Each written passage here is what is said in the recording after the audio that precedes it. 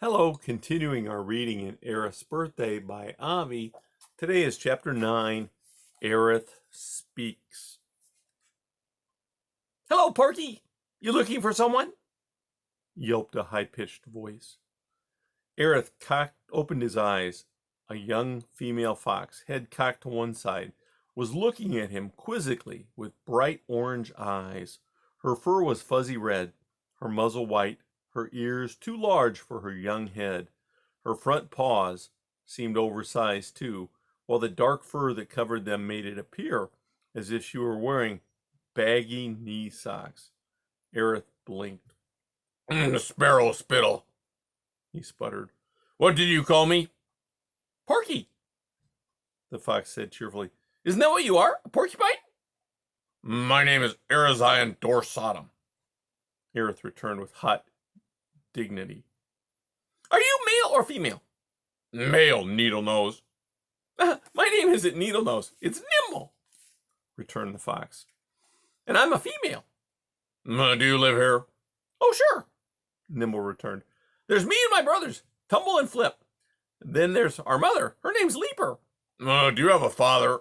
Silly, of course we do. His name is Bounder. I suppose that's him. Ereth muttered, even as it was perfectly clear that he had found the fox's den and her 3 kits. When we heard you coming, Nimble said, we thought you were Mom. Why? She's been gone away an awfully long time.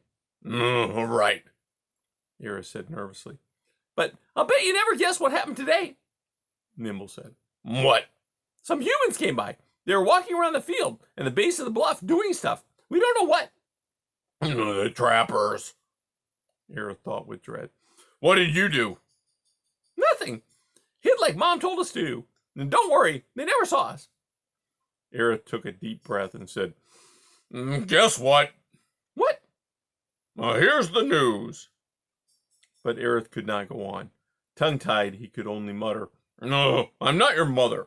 Oh, I know that, Nimble said, laughing. I may be young, but I'm not stupid. You don't look like her at all. I mean, she's very beautiful. And no offense, you're ugly.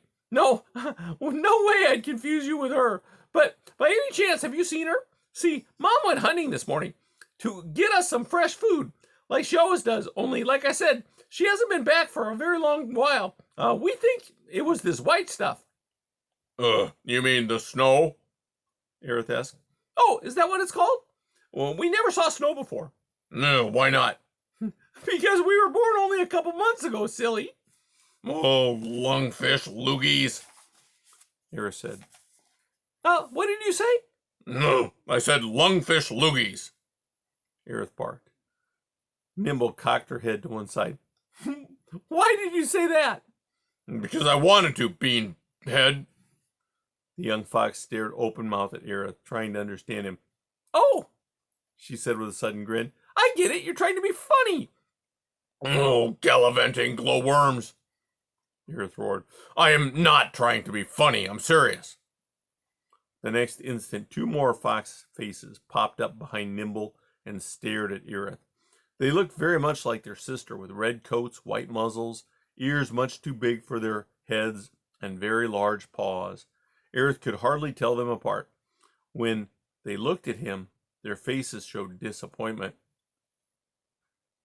Who's that? One of them asked Nimble. That, Flip, is a very funny old porcupine. Nimble replied, His name is Earwig Doormat. It's not earwig doormat. It's Ereth dorsatum. Nimble grinned. But Doormat is easier to say. He smells nasty. The other young fox whispered to Nimble. Ereth assumed it was Tumble. Has he seen Mom? Flip asked. I asked him. What did he say? He didn't. Hey, Mr. Doormat, Flip asked shyly. have you seen our mother? No, look here, brushtails. Ereth cried. The name is Ereth, not doormat. And I've been out in the snow all day and night. I'm cold, I'm wet, I'm hungry. Do you think you could show some manners and invite me into your den? Or don't foxes know how to be polite? Oh, of course we do. Nimble said brightly. Mom taught us. I just didn't think you'd want to. Come on in and make yourself at home. With that, the three foxes whirled about and disappeared. Though it happened right before Ereth's eyes, he was not sure where they had gone. Oh, where the frosted frog flip are you? He screamed. Nimble stuck her head up from behind the boulder. Right here, doormat. No, stop calling me doormat, demanded Ereth as he lumbered up to where the young fox, a saucy look on her face, was waiting. The name is Ereth. Parrish? Ereth! Oh, okay, Nimble returned. just whatever you say is fine with me. Just watch your step. Ereth scrambled over a mound of snow, then poked his head down a hole. Out of it wafted a smell of rotting meat so strong he gagged. Oh, are you coming? Flip called. Deciding he had no choice, Ereth yelled, Of course I'm coming. The porcupine lumbered down a steeply sloped tunnel, some 6 feet in length. At the bottom, it opened up into a large, roomy area. It was warm but rank, with the stench of old meat.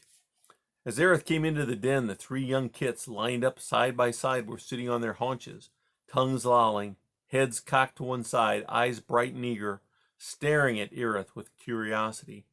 Trying hard to recall who was who, the porcupine looked around. In one corner, old leaves had been heaped together into a mound. Ereth assumed it was where the foxes slept.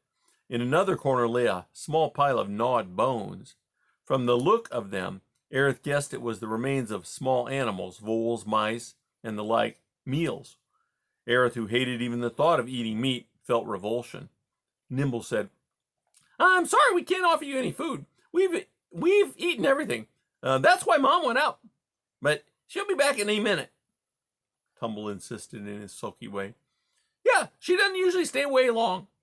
Flip offered. Which is okay. Nimble added. Except we're pretty hungry, we think. She went on. That with all this white stuff, it's called snow. She explained to the others. That's covered everything. Mom probably had to go a long way. That's why she hadn't gotten back yet. What do you think? Flip asked Ereth in a quavering voice. Ereth hardly knew what to say. Twice he opened his mouth and tried to deliver his prepared speech, only to have the words stick in his throat. Are you trying to say something? Tumble demanded. I was going to say giraffe gas. The young foxes looked at one another in puzzlement. What? Tumble asked. I said giraffe gas. Ereth shouted. For a moment, no one said anything. Then Tumble demanded, Mr. Parrish, how come you're here? The name, the parrot yelled, is Ereth. As for why I'm here, well, I like taking walks, that's why. In all that snow? Flip asked. Do you have a problem with that dribble nose? The foxes looked at one another again. Nimble giggled. Flip grinned shyly. Even Tumble, though he seemed more reserved and serious than the other two, smiled. I guess not. Flip replied. Ereth shifted uncomfortably on his feet. Look here, he began, trying to find the courage to speak the truth. I've got something to say to you. Something really important. Oh, that's nice. Nimble said. We'd really like to hear it. What is it? It's sugared snail spit. I spoke to your mother. You did? Where is she? Why didn't she come home? The kids cried out. She won't be coming home. Ereth blurted out. The young foxes stared at him in bewilderment. Ereth swallowed hard. That's because... Because of what? Tumble asked sharply. Great gopher underpants. Ereth cried out. Well, what makes you think I know? Huh? Because you said you did. Nimble pointed out. Moth milk. Ereth sighed. He stared at the kits. They were gazing at him with rapt attention. Nimble had her mouth open, panting gently. There were lines of anger over Tumble's eyes. Flip's eyes were full of tears. The emotion was too much for Ereth. No sour snake sauce on spaghetti. He suddenly cried out. Forget it. Whirling around, he scrambled for the entry tunnel. Mr. Parrish doormat!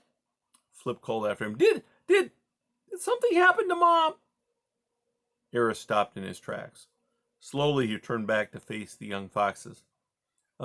We need to know, Flip said. No, you don't. Ereth snapped. we do too. Tumble insisted. No. But why? Oh, because. Ereth shouted with complete exasperation. Oh, fish feathered fruitcakes. Because your mother is dead. That's why. And that's the end of chapter 9.